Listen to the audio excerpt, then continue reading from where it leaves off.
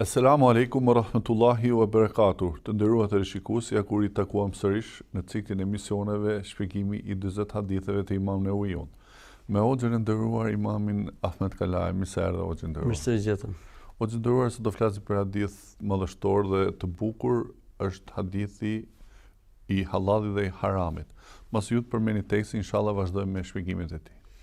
Atëherë hadithi I sotëm është vërtet që është për hadithe madhështore dhe të bukura, sepse, si më thënë, vendos kufijt se si duhet të jenë faktikisht raportet tona me halalin dhe haramin, po edhe me gjëra të cilat nuk janë të cilat janë të paqarta, që se kuptojmë a është halal apo është haram, po edhe njëkohësisht na tregon edhe sekretin e gjithë lumturisë njeriut dhe ku qëndron, domethënë gjithë xhevahiri ose ku përkthehet gjithë mirësia e njeriut. Atëherë hadithin e sotëm e tregon Abdullah ibn Nu'man ibn Bashir radhiyallahu ta'ala anhu, Abu Abdullah Nu'man ibn Bashir radhiyallahu anhu, I cili ka thënë, I dërguar I Allahut sallallahu alaihi wasallam ka thënë, halali, pra çfarë është e lejuar është I qartë, po edhe harami, çfarë është ndaluar është I qartë. Dhe mes tyre, pra mes halalit dhe haramit, ka gjëra të cilat janë të paqarta, të dyshimta. Ai njeri që largohet për gjërave të dyshimta, ka ruajtur nderin, dinjitetin e tij dhe ka ruajtur besimin e tij. Dhe ai që bie në gjërat e paqarta, pra në gjërat e dyshimta, faktikisht ka njollosur veten e tij, ka njollosur edhe besimin e tij dhe dinjitetin e tij. Profeti alayhis salam dha një shembull, tha si puna e bariut, I cili I kullot bagtit e tij pranë gardhit të fqinjit ose pranë kufirit të dikujt tjetër. Nga momenti në moment delet apo bagtit mund ka përcejnë gardhin. Pra si një shembull që bariu I zgjuar nuk I çon deri në rrez, po I lën larg pak në mënyrë që nëse delet apo dhit tentojnë të afrohen gardhit, ky me njëherë I ndalon. Ky është kuptimi.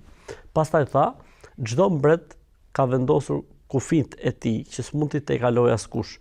Zoti ka vendosur edhe ai disa kufij. Pra kufij me kuptimin në kuptimin le të themi metaforik, sepse Zoti s'ka kufij. Tha çdo mbret ka kufijt dhe Zoti për kufijt të tij ka vendosur të ndaluarat. Më pas tha, në trupin e njeriu ndodhet një organ. Nëse rregullohet gjithë trupi, e nëse prishet gjithë trupi I tij, ky organ është zemra e njeriu. Atëherë hoxhë nderuar, hadithi fillon halali dhe harami.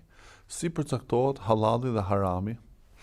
Pra, le të themi përkthimi origjinal I fjalës halal është diçka e lejuar dhe përkthimi origjinal I fjalës haram diçka e ndaluar. Në kontekstin fetar nuk kupton halal çdo gjë që është e lejuar nga Zoti dhe I dërguari I tij, pra në fe, çfarë është e lejuar në fe, konsiderohet halal.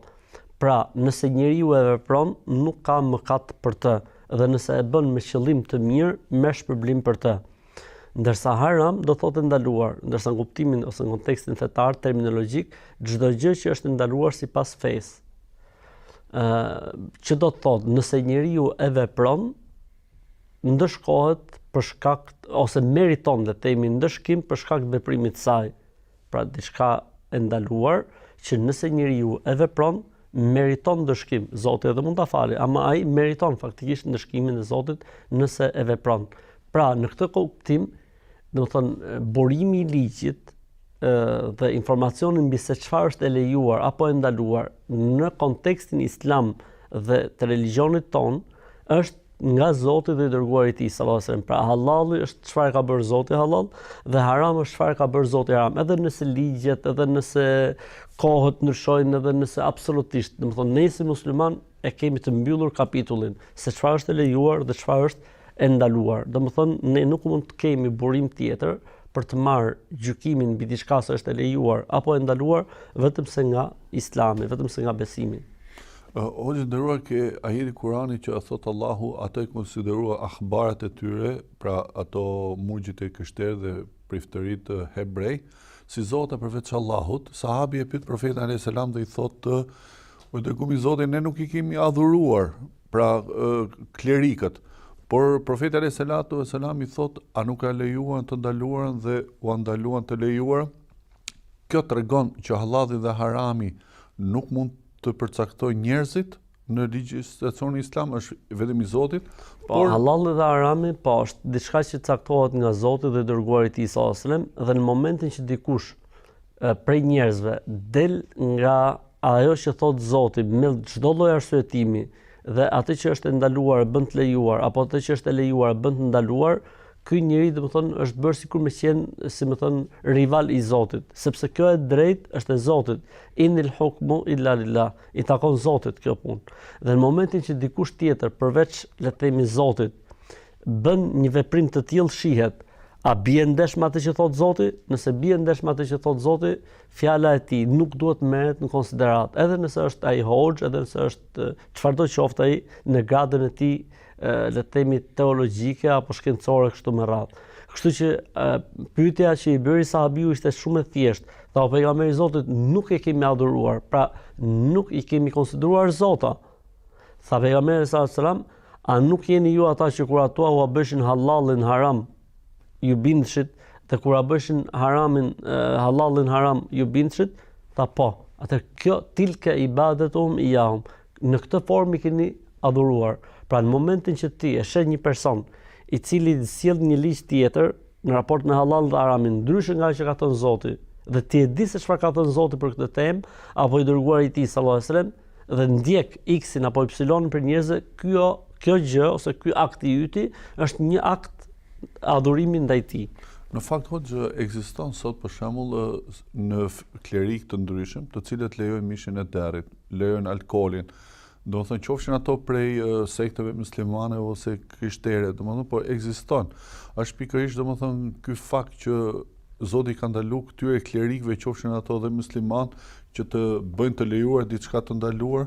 Absolutisht, kjo vlen për gjithë. Kjo vlen për sahabët, mos flasim për klerikët, për sahabët, për tabiinët, për gjithë ummetin. Pra Zoti thot halalin e sjarojun dhe haramin e sjarojun. Pra është ekskluzivitet i Zotit. E drejta e sqarimit halal dhe haramit takon vetëm Zotit dhe si takon askujt tjetër. E jo më vendosjes së halal dhe haramit, se sqarimi mund ta sqarojnë dhe hoxhallarët, dietarët. Po, gjykimin flas, ose sjellja e ligjit, domethënë takon vetëm Zotit, kështu që nuk ka drejt askush, nuk ka drejt askush që ai le të themi të thotë diçka që bie ndesh me atë që thot Zoti apo i dërguari i tij sallallahu alajhi wasallam. Në këtë rast ky person i ka lejuar vetes tij thojzat të quhet Zot.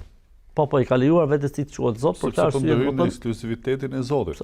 Për këtë arsye në Islam ka dallim mes atij i cili le të themi e bën një haram, një gjuna, dhe mes atij që e bën atë të lejuar. Një njeri që bën haram, sikur gjithë jetën ta bëj këtë haram pa pushim, nuk del nga feja. Dhe në momentin që dikush vjen dhe haramin e bën halal, ky njeri del nga feja, edhe nëse nuk e bën kurrë këtë haram. Pra mjafton që ky mori guximin të ndryshojë ligjin e Zotit. Mori guximin të ndryshojë ligjin e Zotit. Kështu që është më rënd tek Zoti. Domethënë të thuash s'ka gjë lejohet për diçka që është ndaluar, në krahasim me një person i cili këtë gjë e bën gjithë jetën. Sepse ai thotë unë e di që është haram, po s'e lej dot për shembull. Pra ky është dallimi. Për këtë arsye nisi fjalinë e tij pejgamberi sa duke thënë halali është i qartë, pra me kuptimin i sqaruar nga Zoti. Harami është i qartë, domethënë i sqaruar nga Zoti. Dhe kur themi i sqaruar nga Zoti, nuk kupton fen tërësi, pra se kur flet pejgamberi sa nuk flet nga vetja e tij, flet nga Zoti. O ma yantiqu anil hawa in huwa illa wahyun yuha. Muhamedi nuk flet nga vetja e tij, çdo gjë që e thot nga Zoti i gjithësisë. Pra edhe profeti kur flet në emër të Zotit dhe është fjalë e Zotit dhe fjala e tij. Pra kur themi e sqaruar nga Zoti, do të thonë dhe profeti alayhi salatu wassalam. Hoxhë nderuar, në lidhje me midis gjërat të cilat janë midis halallit dhe haramit, pra gjërat e dyshimta. Si të kuptojmë besimtarët ato gjërat e dyshimta? Gjërat e dyshimta, mutashabihat, gjërat e paqarta, janë në varësi të dijes personit. Për shembull, ka gjëra që për një kategori besimtarësh janë shumë të paqarta dhe ka gjëra që duke u rrit njeriu në dije, këto gjërat paqarta vijnë duke u zvogëluar. Dhe sa më i ditur të jetë njeriu, aq më shumë i ngushtohet le të themi seksioni i gjërave të paqarta, dhe sa më shumë të rritet njeriu në dije, mund të vinë në një moment që s'ka më gjëra të paqarta. Kështu që gjërat e paqarta janë varësi të dijes, varësi të informacionit që ka njeriu. Mirë po, hadithi këtu flet në rrafshin le të themi e ndërgjegjes, që do të thotë, për momentin që përballesh me diçka që nuk e din, a është halal, pra e lejuar apo është haram e ndaluar dhe ti nuk di ku ta anosh, atëherë tu jep Islami ose profeti Islam një lloj zgjedhje. Cila është zgjedhja? Mos u përzi. Pra mos u fut në diçka që nuk je i qartë në të. Pse? Sepse nëse nuk e vepron diçka të paqartë, nuk do të merresh në llogari. Ama nëse e vepron diçka të paqartë dhe ajo mund të jetë e ndaluar, do të merresh në llogari përse nuk e pyetur. Edhe teksti i hadithit vjen bukur, domethënë nëse ai largohet prej kësaj e ka ruajtur fenë e tij dhe dinjitetin e tij. Pra ka ruajtur dhe fenë e tij, sepse njeriu në momentin që merret me, domethënë bën diçka që është e dyshimt, është e paqartë, e bën atë, mund të japësh llogarin mund të jetë pse s'ke pyetur, nëse ajo do të ishte haram. Ama nëse nuk e bën, pra Zoti nuk e merr në llogari njeriu nëse ai nuk bën gjërat e paqarta ose gjërat e dyshimta, pra nuk jep llogari njeriu për diçka që s'e ka bërë. Njeriu jep llogari vetëm për atë që ka bërë. Për këtë arsye, dyshimi në këtë rast bie në gjërat që janë halal apo haram. Pra ti nuk e di a është haram apo halal. Dhe nuk bie dyshimi në këtë rast në çështjet e adhurimit, që do të thotë për shembull nuk bëhet fjalë këtu për adhurim. Pra në kuptimin që njeriu për shembull se di sa kanë fal 3 rekat apo 4 rekat, kjo s'ka lidhje me këtë temë. Këtu bëhet fjalë për diçka është haram apo është halal. Unë nuk e di, nuk jam i qartë. Atëherë më mirë thotë largohu prej saj, sepse edhe nëse nuk e bën, s'ke mëkat. Ama nëse e bën, do të hapësh llogari, nëse ajo gjë ka qenë në të vërtetë mëkat. Pra njeriu, sikur po na thotë neve Zoti i Madh, ruhu. Mbrojtja më e mirë është që të ruhesh. Për këtë arsye tha, ka ruajtur dinjitetin e tij dhe fenë dhe besimin e tij. Dinjitetin e tij, se nganjëherë njeriu duke bërë gjëra dyshimta mund të njolloset në dinjitetin e tij.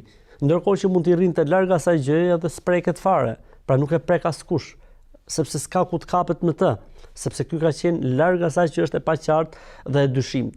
Dhe fenë e tij dhe besimin e tij, sepse harami, nëse veprohet, edhe pse ti je në dyshim a është haram apo jo, ai jep efektin e vet negativ tek shpirti i njeriu, tek zemra e tij, e jep efektin, pavarësisht se ti ke qenë i dyshim, nuk ke qenë i qartë, ama ajo efektin e jep. Megjithatë, profeti alayhis salam thotë kush bikë gjërat e dyshimta ka rënë haram, pra mundësia për të rënë në haram është shumë e madhe nëse njeriu hyn në gjërat e dyshimta, apo jo? Absolutisht, sepse domethënë dënohet akti i guximit këtu. Domethënë guximi i njeriu për të le të themi për të provokuar veten e tij, për të bërë prova me veten e tij, se o zotni, përderisa nuk je i qartë, atëherë mos ju afro. Mos ju afro, rri larg, se nuk dihet se çfarë del dhe çfarë është. Mirë, po në momentin që njeriu ka guxim ose s'ka gjë se mund të jetë edhe e lejuar, domethënë ky dënohet për guximin që pati, kashia asaj që është e paqartë edhe e dyshim. Pastaj profeti alayhis salam përdor një simbolim shumë të bukur me atë bariun i cili nuk i çon pra delet në kufinin përfundimtar, por i largon pa nga kufini përfundimtar. Pse pikërisht përdori bariu? Faktikisht përdorimi i termit bariut në përgjithësi është një term i cili nuk kupton njeriu në qetë dhe njeriu në urtë, dhe njeriu i cili domethënë është marrë ka marrë përgjegjësi mbi supet e tij. Edhe njeriu është një lloj bariu, një lloj përgjegjësi për tufën e tij, për grishën e tij, siç thuhet, pra për familjen e tij. Ne duhet jemi të kujdesshëm për fëmijët tonë, për familjen tonë, për familjen tonë që mos t'i lejmë ata deri në kufit të fundit, por duhet i kemi gjithmonë në qendër të vëmendjes, sepse në momentin që i lejmë deri në kufit të fundit mund të na dalin nga rruga e Zotit, mund të na dalin nga mbikëqyrja, mund të kalojnë nëpër harame. Çfarë bëjmë? I mbajmë larg kufirit të fundit. Pra ne të gjithë jemi ra'in wa kullukum mas'ulun an ra'iyati. Ju të gjithë jeni përgjegjës, ju të gjithë keni përgjegjësi mbi supe dhe gjithë secili është përgjegjës për familjen e tij, për çdo gjë që është në vartësinë e tij. Kështu që një bari i mirë, pra një kujdestar i mirë, nuk i lën gjërat që shkojnë deri në kufit të fundit, po i mban në kontroll. Po gjëja më e rëndësishme që ne duhet të marrim kontroll është nefsi ynë, vetja jon, egoja jon, pasionet tona. Pra ne nuk duhet i lejmë gjërat të shkojnë deri në fund, po duhet të lejmë gjithmonë një lloj hapësire mes asaj që është e ndaluar dhe asaj që është e lejuar, letri një hapësirë. Për këtë arsye thoshin burrat e moshëm, njeriu nuk arrin dot devotshmërinë dhe përkushtimin derisa të lërë një distancë mes haramit dhe halallit. Pra duhet lërë një distancë, domethënë që në momentin që nefsi i tij apo dëshirat e tij duan të shkojnë, ka një hapësirë derisa ata ta bëj atë apo derisa ta preki haramin e qartë. Pra duhet të lënë një distancë, ashtu siç bariu kur lën një distancë e dallon delen apo dhinë që i afrohet gardës dhe mund të mëtoj le të themi komshiun, kështu dhe puna e njeriut me nefsin e tij. Pra duhet të lë një distancë që në momentin që ky e sheh që nefsi i tij tenton të afrohet haramit, ky ka hapësirë me marr situatën në kontroll, ka mundësi me kthy situatën. Dhe në momentin që e ka ndarë gjën te kufiri i fundit, nga momenti në moment mund të rrshqasi. Si puna atyre vëllezërve, apo motra që provokojnë veten e tyre. Dhe unë them gjithmonë, ne nuk duhet ta vëmë në provë besimin ton. Ha thotë se un kam iman në fortë apo e shoh edhe këtë. Hajt po e hap edhe këtë. Nuk lejohet kjo fetarisht. Pse se ti si duket sikur po mbështetesh tek forca e besimit tënd dhe duket sikur s'ke më nevojë as për Zotin se imanin e ruan ti. Je ti rojtari i imanit tënd. Nuk je ti rojtari i imanit tënd. Asnjëherë njeriu nuk duhet ta provokojë veten e tij me të tilla gjëra, sepse në përgjithësi ata që ja kanë provokuar veten e tyre me të tilla gjëra kanë rrëshqitur në haram. Atëherë mos e lër. Rri pak larg. Edhe në jetë ti përballesh me situatë, për shembull nuk e di ora kjo gjë është halal apo haram, dhe nuk je i qartë, dhe nuk ke kohë të pyesësh. Atëherë largohu më mirë. Sepse kur i largohesh, ke kohë edhe të kthesh. Ama kur ti e bën, asë pastaj pyes, ajo mund të jetë haram dhe trupi jot është mësu, trupi jot ta kërkon, trupi jot mund të ketë krijuar vartësi ndaj kësaj gjëje që për ty e dyshim, pastaj u zbulua që është haram, pra do ta kesh shumë të vështirë shkëputjen. Dhe vjedhja e nefsit dhe moshetimi i nefsit në rënien këtë haram do të jetë shumë më i vështirë se sa kur ti i ke ndetur larg dhe ke hapësirën dhe ke fuqinë dhe ke mundësinë dhe ke energjinë për të bërë kthesën dhe për të bërë lëvizjen e duhur. Faktikisht, më fal, përngjasimi i profetëve me barit ka qenë se, siç thot pejgamberi sa, të gjithë profetët në natyrën e tyre kanë qenë barinj. Pra, kujdesi ndaj tjetrit, kujdesi ndaj grupit, dhimbshuria, mëshira, si më thon, marrja nga le të themi nga natyra e bariut, që ai e ke parasysh edhe kur flen gjumë dhe shet ëndra me kopen e tij, aty e ka mendjen kush është le të themi nesër, ku do i kullos, ku është veni më i dobishëm për bagtitë e mia. Pra, nëse barit janë të tillë për kafshët dhe për kopet e tyra, merre me mend, ky njeri të vihet udhëheqës i një populli, të udhëzojë njerëzit për tek Zoti i gjithësisë, sa i vëmendshëm do të jetë për edukimin e tyre, për mbarvajtjen e tyre në jetë, për t'u bërë atyre mirë, për të mos i dëmtuar ata, në krahasim me njëri i cili domethënë nuk ka lidhje fare me këtë fushë, nuk e ka stërvitur shpirtin e tij me botën, le të themi, me botën e ndjesisë, së dëmshurisë që i jep kjo lloj, le të themi, ose ky lloj prizmi i jetës. O të ndërruar, le dalim pak tek fjala e profetit alayhis salam në simbolikën që çdo mbret, siç tha profeti, çdo mbret ka ato kufite vet, domethënë për shtetasit e tij. Dhe Allahu ka kufit e tij, pra vendos Allahu kufi për njerëzit, jo se Allahu ka kufi, por Allahu vendos kufi për njerëzit. Pse pikërisht është përdorur kjo lloj simbolike? Ne shpesh herë e gjejmë Zotin në Kur'an që na jep shembuj që njerëzit t'i kuptojnë gjërat më mirë. Pra, vetë Allahu xhallal xhelalu e ka mbushur Kur'anin me shembuj, vazhdimisht jep Zoti shembuj. Dhe jep Zoti shembuj që njerëzit domethënë të bëjmë, le të themi kështu, një lloj krahasimi mes gjërave, që nëse në këtë botë mbretërit ti nuk mund të afrohesh në pallatin mbretëror, ti nuk mund të afrohesh tek, le të themi, tek pronat e një mbreti, sepse është vija e kuqe, aty ku nuk ban më. Dhe Zoti po thotë, o robët e mi, vija e kuqe janë pikërisht gjërat e ndaluara. Pra, siç themi ne, në këtë botë është e pamundur të depërtosh në pallatin mbretëror, vetëm se me leje, vetëm se me një leje më të mëhershme etj. Kështu po na thot Zoti, më nuk mund ju që të arrini kënaqësinë e Zotit, nuk mund të arrini tek Zoti qofse shkelni në tokat e tij, qofse shkelni në kufit e tij, haram. Pra, si më thon, sikur më thon, po na thot Zoti, o njerëz, a doni të arrini tek unë? Po, mos prekni në ato kufi, sepse në momentin që ju prekni në ato kufi, do thotë se largoheni prej meje, sepse keni bërë diçka që është e jashtëligjshme, dhe ti nuk mund të afrohesh me Zotin me diçka që e hidhron Zotin, me diçka që e zemron Zotin. Pra, gjithë situata rreth që ne duhet largohemi nga harami. Mirë, po që njeriu të largohet nga harami, nuk duhet të afrohet fare kufinit përfundimtar, po duhet të mbaj një distancë, se në momentin që ka një distancë, ka fuqi për të marrë kthes, ka fuqi për të ndryshuar. Dhe në momentin që ka shkuar në kufi të fundit, nga momenti në moment mund të rrshqasi, nga momenti në moment mund ta shtyjë dikush, nga momenti në moment mund ta pushtoj ego dhe pasionit i mund t'i merren mend dhe bie atë ku është harami, kështu që domethënë njeriu kështu duhet të jetë në raport me urdhëresat e Zotit. Pra është ai kufini i fundit që njeriu nuk duhet të afrohet, po nëse i afrohet, duhet të pendohet dhe të kthehet tek Zoti me sinqeritet, sepse me të vërtet ka bërë diçka që për këtë arsye është quajtur haram. Haram nuk kupton diçka që është përveç se ndalesës që e përkthyem ne, por nuk kupton dhe diçka, si më thënë, e shejtëruar, pra me kuptimin stop, aty s'bën, sepse aty, do të thonë, ke kalu, le të themi, ke kalu në një raport tjetër, sepse Zoti më që ndaloj do të thotë se ka diçka aty që është me të vërtetë ajo vija e kuqe, siç mund ta përdorim në gjuhën njerëzore. O të nderuar, pikërisht simbolika e mbretit është e çuditshme sot, domethënë tek njerëzit, sepse ato dëgjojnë më shumë politikanët, mbretërit ose njerëzit të cilët kanë fuqi dhe pushtet, ndërkohë që janë neglizhent ndaj urdhave të Zotit. Kush është këshilla juaj në këtë rast? Njeriu është i prirur në atë formë dhe në atë mënyrë që është i dhënë ose është tregohet i tillë që kur përballet me le të themi me të mëdhenj kështu, mundohet të jetë shumë i kujdesshëm. Dhe Zoti i Madh po ju tregon njerëzve se ka një më të madh se gjithë të mëdhenjt që ju konsideroni në jetën e kësaj bote.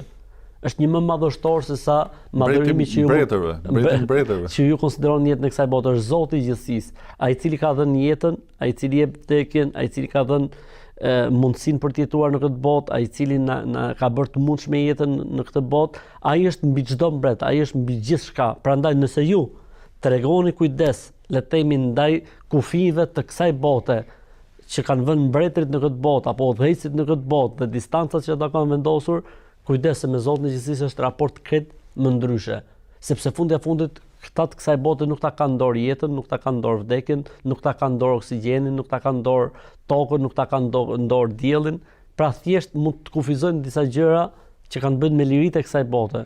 Po Zoti i gjithësisë është komplet koncept tjetër, për këtë arsye njeriu domethënë do të jetë shumë i kujdesshëm në raportet e tij me Zotin, për këtë arsye po ta shohësh në Kur'an, kur Zoti flet për ndalesat, gjithmonë përdor le të themi termin mos ju afroni, largohuni.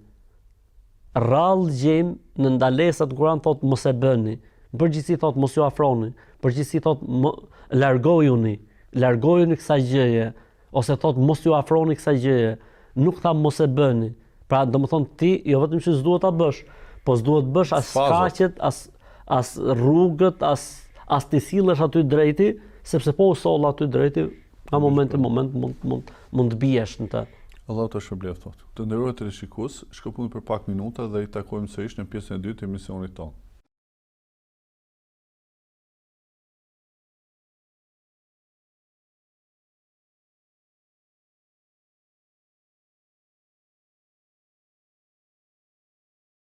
Të nderuar teleshikuesja, kur i takuam në pjesën e dytë të emisionit tonë, jemi me hoxhën e nderuar Imamin Ahmed Kalaja. Hoxhë i nderuar, e lam tek pjesa e hadithit, në trupin e njeriu është një organ. Nëse është mirë ai, është i mirë gjithë trupi dhe kjo është zemra. Pse i kanë vendosur pikërisht profeti alayhis salam mas halal dhe haramit, pikërisht zemrën si organin më i rëndësishëm i trupit njeriu? Sepse bërja e haramit, le të themi, nuk është diçka që thjesht ne domethënë po shkelim disa kufi imagjinar.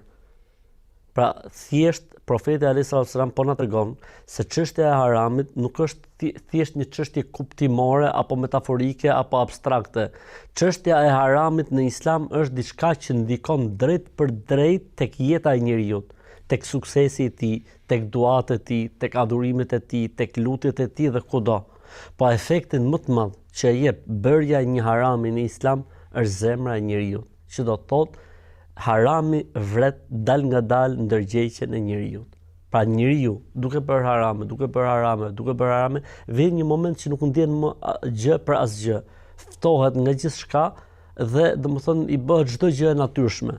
Fillon dhe ambientohet me mëkatin, përveç ambientimit, domethënë mëkati i bëhet pjesë, le të themi, e jetës dhe i bëhet traditë jetësore prej së cilës njeriu nuk shkëputet dot.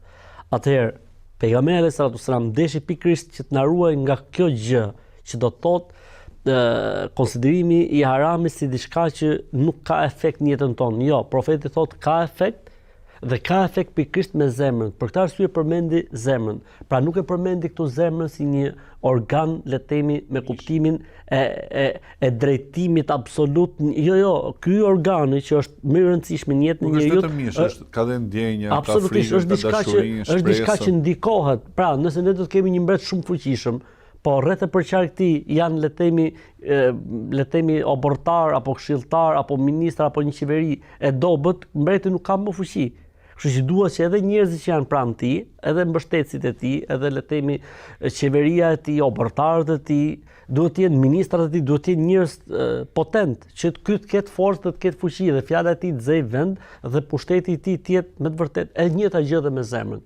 Pra në momentin që ne do të themi zemra e mirë, zemra e pastër, jo unë zemrën e kam të mirë, ndërkohë që në veprat tona jemi bërnut, jemi zift, atë çfarë lidhje ka se çfarë zemre ke ti? Edhe sikur të ishte zemra e tillë, në të vërtetë, atëherë kjo duhet të reflekton të diku patjetër. Po edhe sikur të ishte e tillë, në momentin që ne e godasim nga të gjitha anët, ja kemi marr frymën, ja kemi marr peng.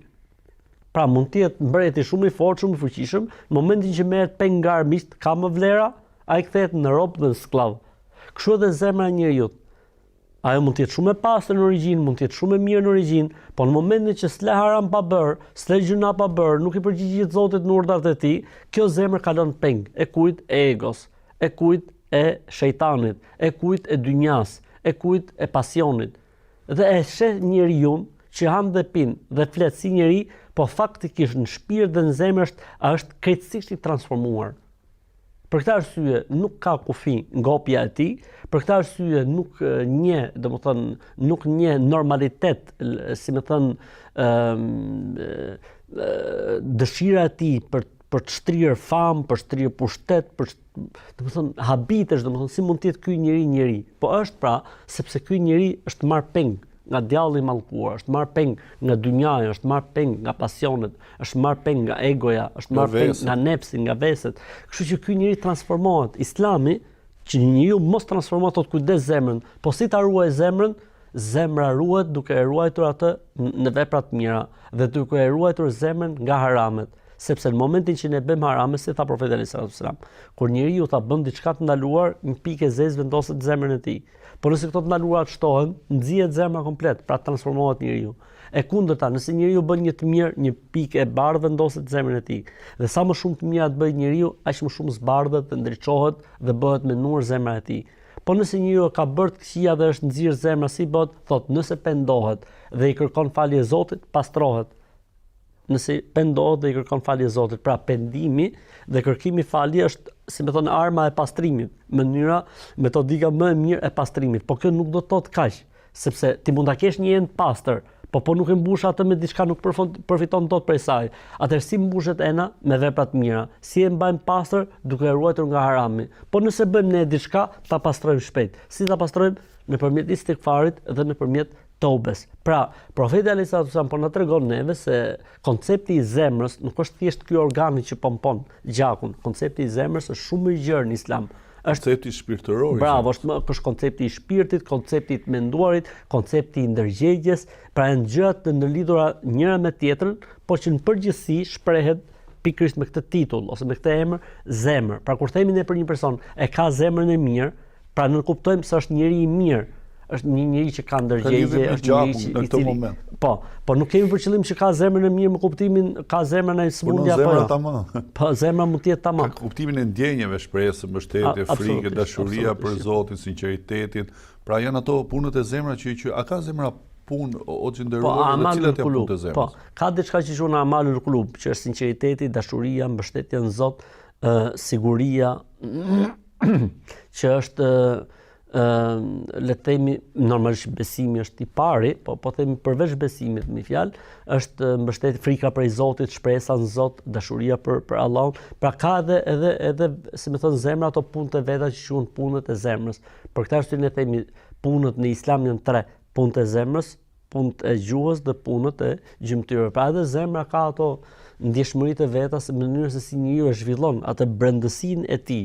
Pra kur themi zemra kemi për qëllim brendësinë, shpirtin, mënyrën se si njeriu mendon, mënyrën se si njeriu e ngren jetën e tij të brendshme. Se përndryshe, pompimi nuk është thjesht ai qëllimi kryesor, sepse për shembull le të themi mund të bëhet transplant zemra e njeriu, zemra e një besimtari mund të bëhet transplant. Pra mund të merret një jo besimtari dhe të vihet kjo zemra e një jo besimtari mund të vihet një besimtari. Po çfarë do të thotë se ky njeri kthehet një besimtar, s'ka lidhje fare. Pra nuk është organi, nuk është e pompa që e bën punën, po është komplet natyra e brendshme e njeriu e cila funksionon tek njeriu. Për këtë arsye thoshin dietarët e Islamit, dietarët e moshëm, thoshin njeriu që të jetë i plotësuar, domethënë plotësisht duhet të plotësoj pjesën e shpirtit të tij dhe pjesën e tij të brendshme, dhe kjo nuk realizohet dot nëse njeriu nuk e shfaq këtë ose nuk e përkthen këtë në jetën e tij të jashtme. Dhe nganjëherë për shembull kur gjejmë njerëz që thotë jo, ose unë kam zemrën e pastër, s'kam nevojë më u falem, le të them unë, po dëgjoj, ti që e ke të pastër duhet më u fal, se ti je në rregull. Hajde ndaj që se kemi të pastër, po mundohemi ta pastrojmë. Po ti përdesa e ke të pastër, hajde pastaj të ka ngel falja, pikërisht falja për ty është që e ke zemrën e pastër. Se dikush thotë gjë se unë kam zemrën e pastër, thos, po a e ke të pastër, po. Hajde falu se ti je në rregull, ti je gati. Çfarë bën ne tjerë që duhet më u pastru dal nga dal. Allah të shpëlbeft thotë. Amin edhe juve. Të nderuar të shikues, ishim me Hoxhën e nderuar Imamin Ahmet Kalaja. Ritakojmë së një emisioni e ardhshëm. Selam aleikum wa rahmatullahi wa barakatuh.